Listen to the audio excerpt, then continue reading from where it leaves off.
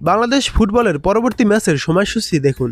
সিঙ্গাপুরের বিপক্ষে Asian cup বাছাই ম্যাচের আগে ভিয়েতনামের বিপক্ষে ফিফা ফ্রেন্ডলি ম্যাচ খেলবে বাংলাদেশ। এজন্য সেখানেই ক্যাম্প করার পরিকল্পনা করছে বাফুফে। বর্তমানে ফিফা র্যাঙ্কিংয়ে ভিয়েতনাম রয়েছে 108 নম্বরে, আর বাংলাদেশ বর্তমানে রয়েছে ফিফা র্যাঙ্কিংয়ে 180 নম্বরে। এদিকে জুন উইন্ডোতে লাল সবুজের ক্যাম্পে যোগ দেবেন বাংলাদেশি বংশোদ্ভূত মার্কিন ফুটবলার রোনান সুলিভান ও ডেক্লাইন সুলিভান।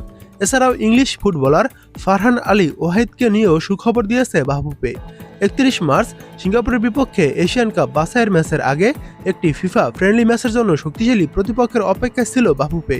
শুরুতে কম্বোডিয়া এবং তিমুর লেস্তের নাম শোনা গেলেও শেষ পর্যন্ত ভিয়েতনামকে বেছে নিয়েছে বাংলাদেশ ফুটবল ফেডারেশন। এদিকে জুন উইন্ডোতে আরও 2 প্রবাসী ফুটবলার যুক্ত হচ্ছেন লাল সবুজের বহরে। যুক্তরাষ্ট্র প্রবাসী বাংলাদেশি বংশোদ্ভূত রোনান ও ডেক্লান সুলিভানের কাগজপত্র গুছিয়ে এনেছে বাফুফে। এই উইন্ডোতে অন্তত 2টি ম্যাচ খেলতে চায় বাংলাদেশ। এরই মধ্যে 12টি দেশে পাঠানো হয়েছে আমন্ত্রণপত্র। হামজা সমিদের পর বাংলাদেশি বংশোদ্ভূত সবচেয়ে ট্যালেন্টেড ফুটবলার হিসেবে বিবেচিত করা হয় ইংলিশ ফুটবলার ফারহান আলী ওয়াহিদকে। ফুলহামের যুব দলে খেলা এই ফরওয়ার্ডের সঙ্গে বাফুফের আলোচনা একেবারে বর্ডার লাইনে। পরিবারের সবুজ সংকেত পেলেই চলতি বছর তারও হয়ে যেতে পারে লাল সবুজে অভিষেক। এবার দেখুন বাংলাদেশ বনাম ভিয়েতনাম ম্যাচটির সময়সূচি। মার্চের 26 তারিখ বাংলাদেশ ও ভিয়েতনাম মাঠে নামবে। ম্যাচের সময় এখনও নির্ধারিত নয়, তবে বাংলাদেশ সময় অনুযায়ী ম্যাচটি রাত 7টা বা 8টায় শুরু হতে পারে। ভিয়েতনামের নামদিন সিটিতে অনুষ্ঠিত হবে ম্যাচটি। 26 মার্চ অনুষ্ঠিত হবে এই ম্যাচ, এজন্য সেখানেই ক্যাম্প করার পরিকল্পনা রয়েছে বাফুফের। বিষয়টি জানিয়ে চিঠি পাঠানো হয়েছে ভিয়েতনাম ফুটবল ফেডারেশনে।